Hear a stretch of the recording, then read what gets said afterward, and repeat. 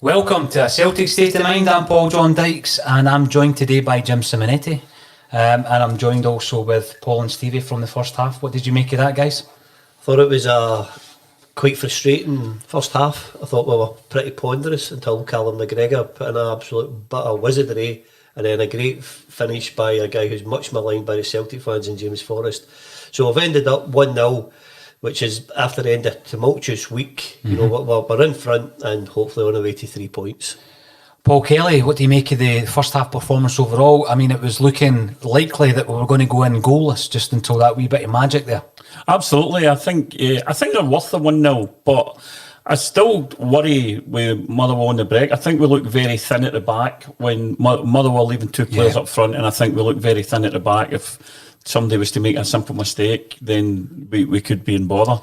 I think the situation at the other end of the pitch is, I'm afraid to say it, without a recognised striker on the pitch, I think we look all right in the middle third, but when we get up to the last third, we look as if we lack imagination and pace in that area of the pitch. You were mentioning during the first half that you hadn't been all that impressed with McGregor from the start of the season. Yeah, I don't think McGregor's had a good start to the season, and I do, as I'd said before the game started, I wonder about how big a pressure some players are feeling at Celtic to achieve the 10 in a row, and I worry that they're not playing with the same freedom they've played with in the past. And I would put McGregor into that bracket, definitely. Because it means something to him. Absolutely. Yeah. Absolutely. Jim, what's your thoughts on that? Big pressure for 10 in a row. Is it seeping into the player's psyche?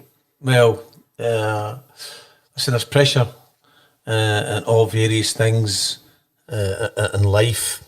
Yes, these players will be under pressure to get the 10, but they've got to be able to handle it. If you want to play in the top arenas, you've got to be able to handle all sorts of pressure. But I agree with Paul that maybe not in all their minds, but a few of their minds will be this is a very important league to go for Celtic.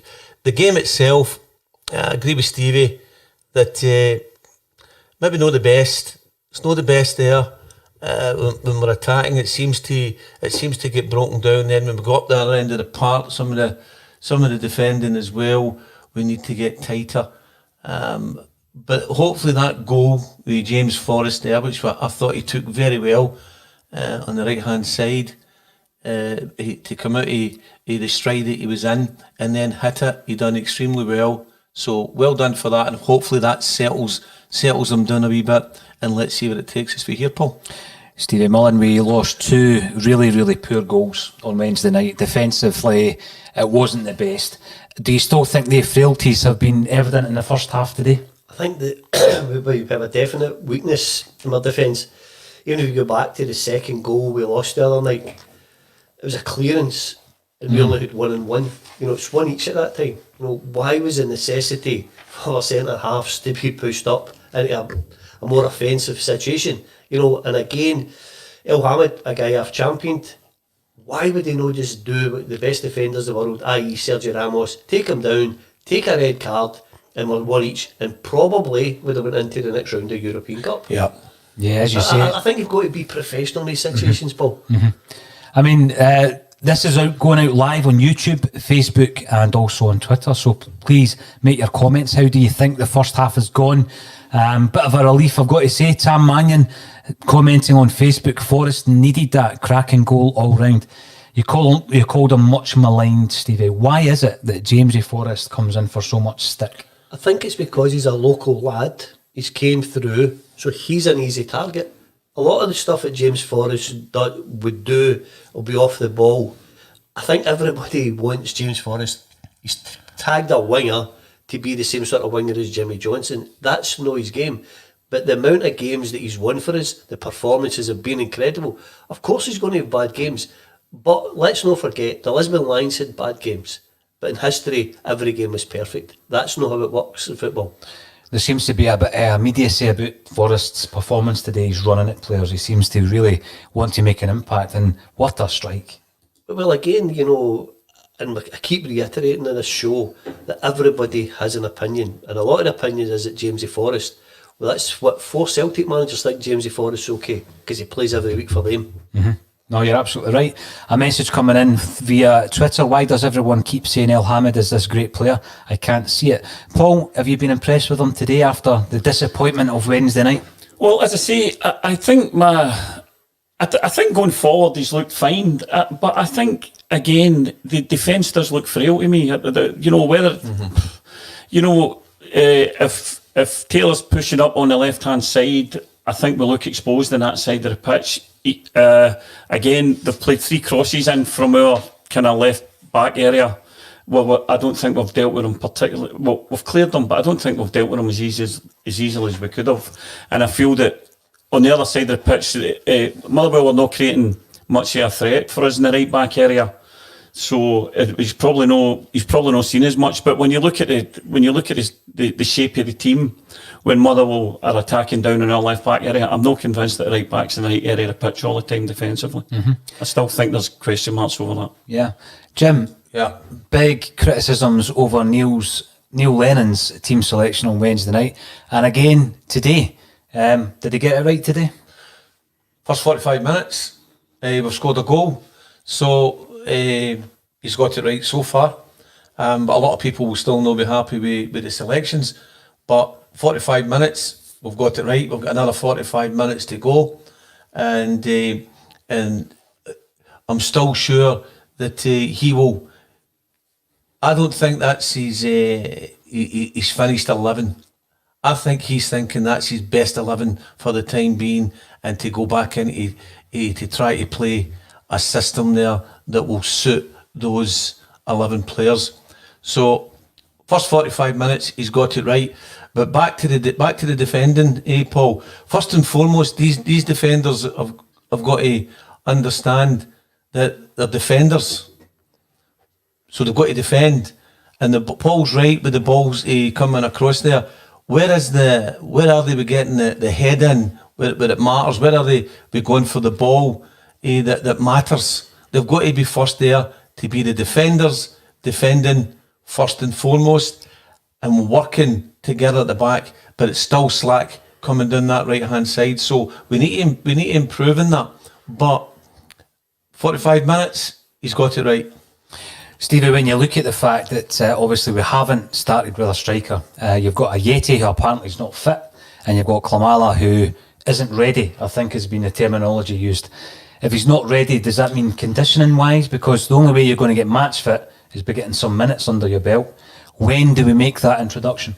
I think looking at the team, Neil's got what he thinks is his best 10 outfield players who are currently fit, and he's trying to shoot them into the team. I think we've been watching it up to now, it looks as if he's sort of playing with a false number 9, so it could be Christie, or it could be Ncham, or it could be Forrest who's going through the middle. Again, you can only go from what you're reported, and they had earlier in the summer, Klamala, how fit this guy was, the condition he'd come back. Yes. So has he regressed to come back into coaching at Lennoxtown? Because according to the manager and his backroom staff, he was fit and ready to play. He'd come back in fantastic condition. So what's happened to him since then? I understand the Yeti guy, he's only in the door a couple of days, maybe he's not been training because he knew he was going to move.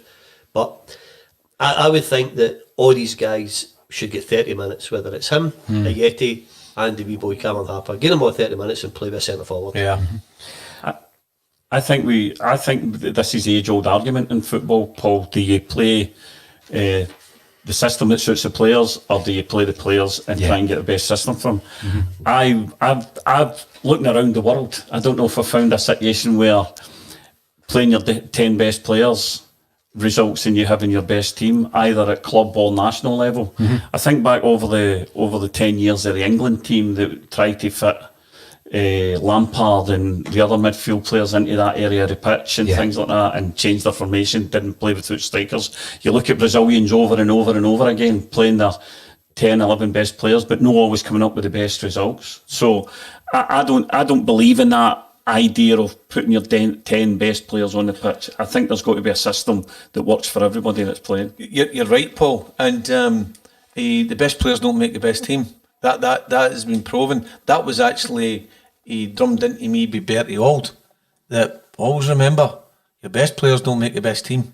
Yeah, it's the players all run about that maybe with lesser ability that make things happen with the attitude and what they put into the game, and they feed the better players. So you need that wee mixture. So that's a good point you've made there, and I'm totally 100% with you on that. And that goes back to the first quote I made earlier on. Attitude can overcome ability if ability doesn't have the correct attitude. Correct, Steve. You did, and that's something that shouldn't be forgotten, Stephen.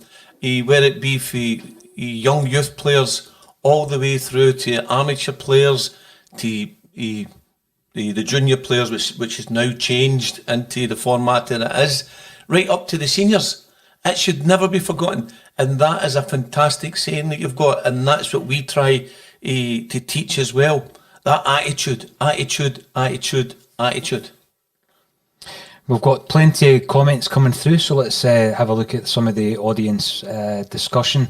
And we're coming through from Sean McCrory, who's wearing the old vintage Celtic centenary top. Yeah. He's commenting via Twitter, midfield is so lethargic and we need Turnbull to come on to inject a bit of life into the midfield. I was watching the Turnbull section at half time there. When will we see him, do you think, Steve? It's always great to see a new signing coming on. When do we see Turnbull? Do we wait until we're maybe 2-0 up? No, I would bring him on at 60 minutes. Give him half an hour, let him get into the game and then produce some goods for us, and let everybody get excited. We've had a horrible week of Celtic fans. Let's end it on a positive note. Mm-hmm. And Jinky Newton, the team don't look interested to me. He'd seemed down. I don't agree with that at all. I think we do look a wee bit lethargic, slow in our passing, but I don't think there's any lack of eagerness to get into the game. I don't think there's any I don't think there's anybody hiding. I think everybody's looking to get on the ball. I wouldn't agree with that at all. I would say maybe it's interesting. Maybe it's interesting that McGregor makes an impact in the game on the day that Turnbull arrives at the club as well. Mm-hmm. These are the sorts of things that make a difference to players. But the good thing is, Paul John, Stevie again has made good points in the past that everybody that calls in's got an opinion. So everybody's entitled to a wee opinion, and everybody sees the game different as well. So again, Paul, I hope you don't mind me saying, I'm looking at all these comments coming in, and they're stacking up, which proves again that the show is becoming more popular, and it's fantastic seeing all the comments coming in. It's brilliant. Who would you take off if you brought Turnbull on? This is a question. I think, Paul, that's a brilliant point about McGregor. Obviously, seems to have been jolted into a good performance there. Again, you then start looking at Encham. I don't think he's had a particularly bad game, Stevie. To be fair, Scott Brown. But we've made a substitution and Klimala is on. We've actually got a striker on the park. So any indication from our statistician there as to who's come off yet? Because we're not listening to the commentary. But Klimala is on the park. He certainly looks as though he's in good condition, Stevie. I wouldn't fancy taking him a square goal.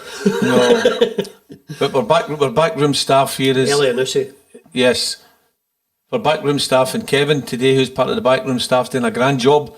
Just remember, Kevin, when it all goes wrong, you're part of this. You're part of Aye, Kevin. You're getting sacked as well. Kevin's making sure that we're going to lose the stream. Aye, make sure. But Kevin, the tea at half time and was good as well, and the Bovril for Paul John was fantastic. So well done for that, pal. We're about to kick off for a second half, so we'll catch us again at full time.